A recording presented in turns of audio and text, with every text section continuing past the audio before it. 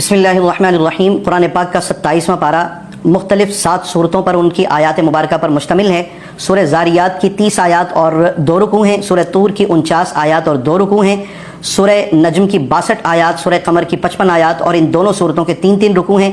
सूरह रहमान की 78 आयात और 3 रुकू हैं। सूरह वाक़िया की 96 आयात और 3 रुकू हैं। सूरह हदीद की 29 आयात और 4 रुकू हैं। इस तरह ये पारा 20 रुकू और 399 आयात मुबारका पर मुश्तमिल है। अल्लाह पाक ने अकीदा क़यामत के मुताल्लिक़ ये बयान फरमाया, तुम्हें पसंद है या नापसंद है, क़यामत तो बहरहाल आनी ही आनी है। तुम इसकी तकज़ीब करो या वावेला करो, शोरो गुल करो, इसका वक़ू को कोई रोक नहीं सकता।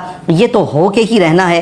कस्में उठा उठा कर अल्लाह पाक ने इसके वक़ू का बताया है। जब क़यामत के इनकार की तरफ लोग बढ़ते हैं तो फिर बदअमली बहुत ज़्यादा आ जाती है, बदअकीदगी बहुत ज़्यादा आ जाती है। इसलिए ये बयान फरमाया, इस्लाम ने ज़िंदगी गुजारने के जितने उसलूब अता फरमाए हैं, इसकी बरक़ात उसी वक्त नसीब होंगी कि जब कोई यौम आखिरत पर ईमान रखेगा, ताकि उसे ये मालूम हो कि जब उसे दोबारा ज़िंदगी मिलनी है, उसका मुआख़ज़ा और हिसाब होना है, तो फिर मुझे दुरुस्त रास्ते पर चलना है, वरना फिर मेरी बहुत सख्त पकड़ होगी। क़यामत और आखिरत पर इनकार करने वाले जो अफराद हैं, इनके पास कोई ख़ास मंतिक नहीं है, इनके पास सिर्फ़ और सिर्फ क़यास आराइयाँ हैं, कोई ठोस दलील नहीं है इनके इनकार की। तो यहाँ अल्लाह रब्बुल इज़्ज़त ने बहुत ठोस दलाइल के साथ क़यामत के वक़ू का तज़किरा फरमाया।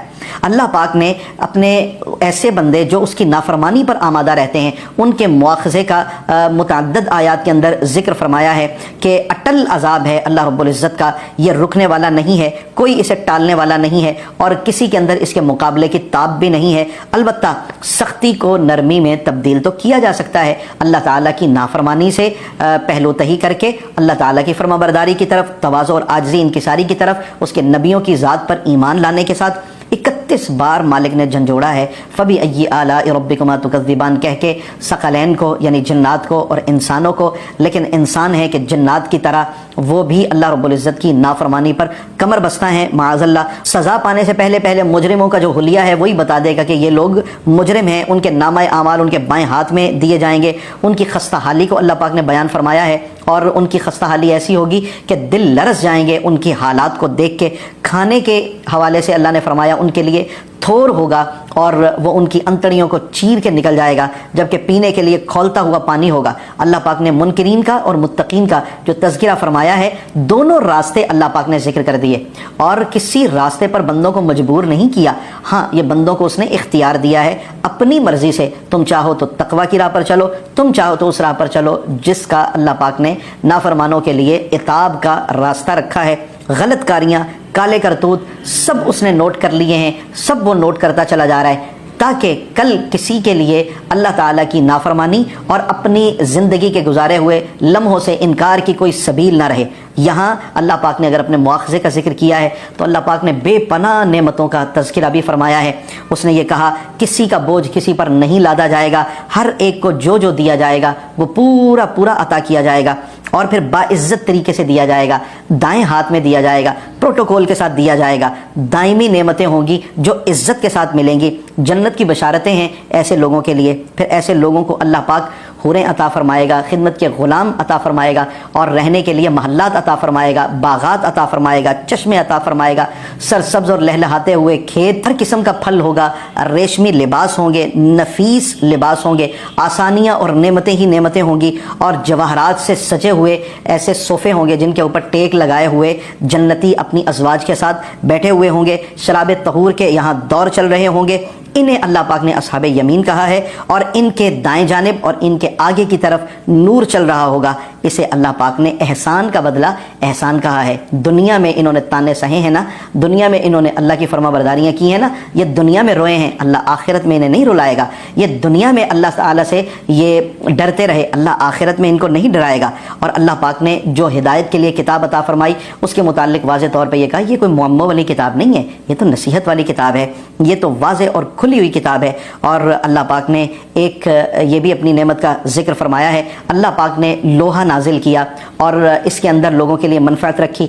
आज के दौर में कौन नहीं जानता इस लोहे के सबब से दुनिया तरक्की की किन किन मनाजिल को तय कर चुकी और कर रही है। साथ ही अल्लाह पाक ने रसूल अक़दस सल्लल्लाहु अलैहि वसल्लम की ज़ात वाला सिफ़ात के हवाले से بالکل واضح بیان فرمائے ہیں۔ میرے آقا صلی اللہ علیہ وسلم وہ ہیں جنہوں نے باقاعدہ بالکل اصل حالت میں جبریل کو دیکھا، نہ صرف جبرائیل کو دیکھا، اللہ کے دیدار سے وہ مشرف ہوئے ہیں۔ آپ کے کلام میں زبان اقدس آپ کی ہے لیکن بولتا خود اللہ ہے۔ آپ کو کائنات کی سیر کرائی گئی، آپ نے اپنے انگلی کے اشارے سے چاند کو 2 ٹکڑے کیا، سطح زمین پر کھڑے ہو کر وہ اجرام فلکیہ کی بلندیوں تک، ہزاروں میل دور تک اگر آپ صلی اللہ علیہ وسلم کے اختیارات کا اللہ پاک نے یہ تصرف رکھا ہے تو امتیوں کے اوپر آپ کی نگاہوں کا کیا عالم ہوگا۔ پھر اللہ پاک نے فرمایا کہ آپ اللہ کی نگاہ ناز میں ہیں۔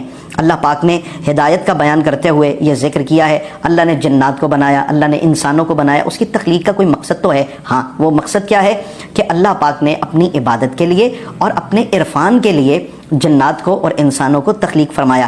یہ وہ لوگ ہیں جو صغیرہ اور کبیرہ گناہوں سے بچنے والے ہیں۔ جو لوگ ایسا کرنے والے ہیں اللہ پاک نے ان کے لیے بہت وسیع مغفرت رکھی ہے۔ یہ وہ لوگ ہیں کہ جو جہاد کی طرف بڑھنے والے ہیں، اور جہاد میں جو آنے والے لوگ ہیں انہیں کامیاب کہا۔ جو ذات سمندر کے 2 پانیوں کو اگر وہ مختلف ہیں تو نہیں ملنے دیتی، اور بھاری ٹنوں منوں کے کشتیاں جو اس پانی کے لہروں کے اوپر ہوتی ہیں، اللہ کیسے ان کو سنبھال کے رکھتا ہے۔ پھر اس سمندر کی گہرائی میں اللہ نے موتی رکھے، جواہر رکھے۔ یہ ساری کی ساری قدرتیں رکھنے والے مالک کی طرف تم کیوں نہیں بڑھتے؟ نیکی میں سبقت لے جاؤ، اور جو نیکی میں سبقت لے جاتے ہیں اللہ پاک نے ان کی بہت تعریف فرمائی اور ان کی ترغیب بھی دی ہے۔ قرآن سے نصیحت حاصل کرنے کا حکم ہے۔